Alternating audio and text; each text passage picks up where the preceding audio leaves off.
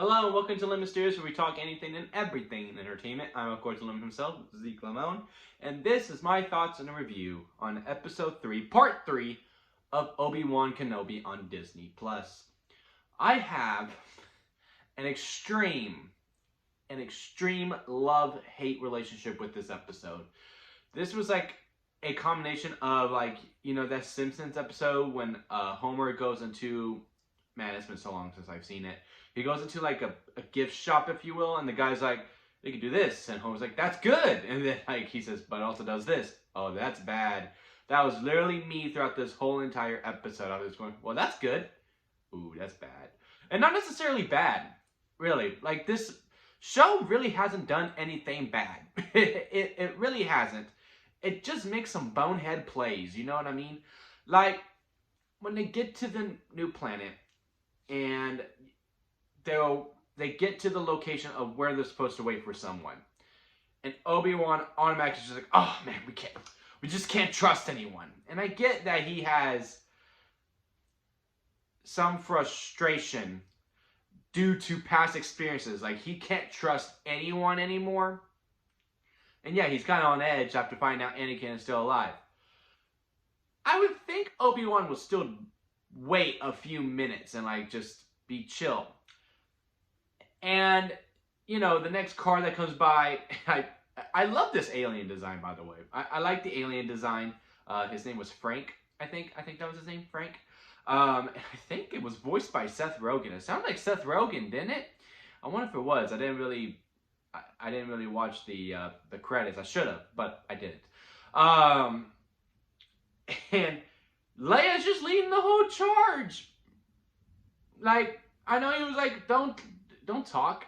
I would have figured, he would have took charge at some point, but no, he just let Leia do the whole thing, and he got on the truck as well. After seeing the Empire logo, I would be like, "Leia, no, we're not doing this."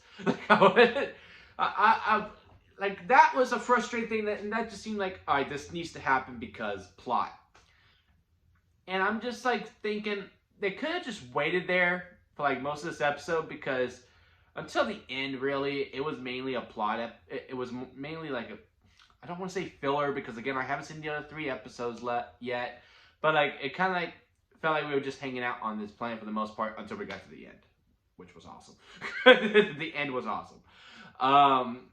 And I like the going back and forth. I'm really liking the Inquisitor stuff. I really do. And I really like this kind of fight for the throne type thing. And I'm like, this is a show on its own, really. Them just talking it out, like, "No, I'm being the king. I'm being the king. I'm gonna talk to Vader. No, I'm gonna talk to Vader." I'm really liking that dynamic of it. And just to let y'all in on a little secret, my main thing that I want to see in this show, I want to hear Vader say, "You have failed me, Inquisitor," in that voice. Let me see if I can do it. "You have failed me, Inquisitor." I can't do it as good, but and then he just chops them in half, and then he proceeds to go on to fight Obi-Wan. And the real fight, because this fight was, it was prep time. That's all it was. And yeah, I'm most likely going to use this as a thumbnail, is the lightsaber fight between Obi-Wan and Vader, round 2, if you will. And I like the callback to the line of, "Time has made you weak." And I think, because in New Hope, doesn't he say, "Time has not been kind to you, old man," or something like that? I don't fully remember. It's been a long time since I watched New Hope, and I crowded my whole information with the prequels and Clone Wars before leading up to this. So that's really all the Star Wars I have on my mind right now. But yeah, I mean, overall, I really like this episode. The Vader stuff was great. I'm glad that he's just not a cameo for the 6th episode, because I was worried about that. I was truly worried that he wasn't going to show up until the very end, especially with them not showing him in the trailers that much. But now here he is in episode 3. He is a character in this, and I'm glad to see him now. And I like how, I think he's playing some politics. I think he's pulling some strings. He don't care if he becomes Grand Inquisitor. He's like, because he told the girl, "Hey, this works out, you might become Grand Inquisitor." I would not be surprised if he told the other Inquisitor the same exact thing.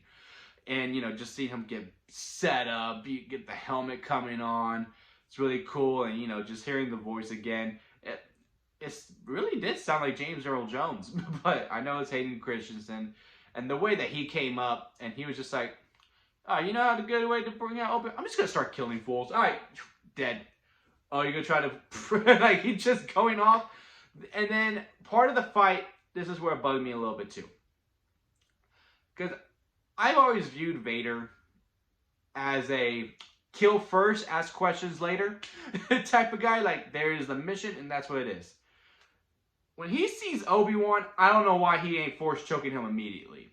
And that he's just staring at him and then just letting Obi-Wan run away. And then, of course, they actually fight for a little bit, and that was fine. And then, it gets to the fire, and he's like, an eye for an eye. You're going to burn too. I like that quite a bit as well. But I was just like,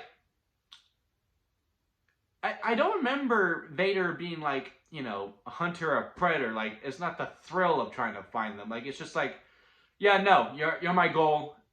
I'm gonna kill you. Like, yeah, sure. With Luke in the future, he's cautious with his prey, but that's his son, and he's trying to recruit him to the dark side. I guarantee you, he's not trying to recruit Obi-Wan Kenobi to the dark side at all. He just wants blood when it comes to him. And a really good line of the, "What have you become? I've become what you've made me." That was so good. And, good cliffhanger. The Inquisitor now has her. I don't remember her name at all. I just remember she's the Inquisitor who's trying to get Vader's love. And she got Leia. And now, another side quest. I'm still struggling to really understand. I said this in the first 2 episodes as well. I feel like there is a lot of filler within those 2. And then there in this episode as well. I'm still under the impression that this could have been a movie. This should have been a movie if you want to make a Disney Plus movie, sure. But I really do think this could have been saved for the big screen.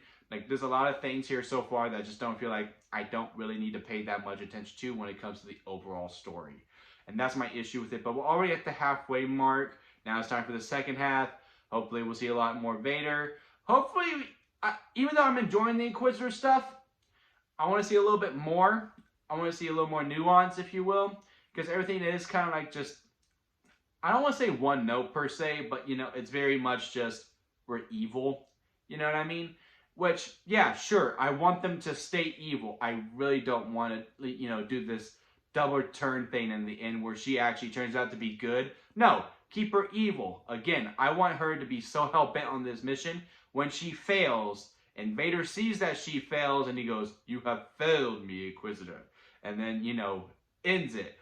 Of like, you strive for something so bad, so much, you high risk is high reward or high failure, because he also said, "You won't live to see it." It's like, oh my god, I'm gonna see my line. I'm gonna see my line. Also, I want to see the damn helicopters. Give me a damn helicopter. I know it probably doesn't fit the tone. It makes no sense to do the helicopter lightsabers. I want the goddamn helicopter lightsabers, okay? Alright. So, those are my thoughts on the Obi-Wan Episode 3. Comment below and let me know. And also, hit that subscribe button. I'm on the road to 100. And it would be a big help if you hit subscribe if you haven't done so already. Also, like this video if you enjoyed me. And again, hit that subscribe button if you enjoyed me as a whole. And that'll be it for me, guys. I'll see you here next time at Lemon Studios.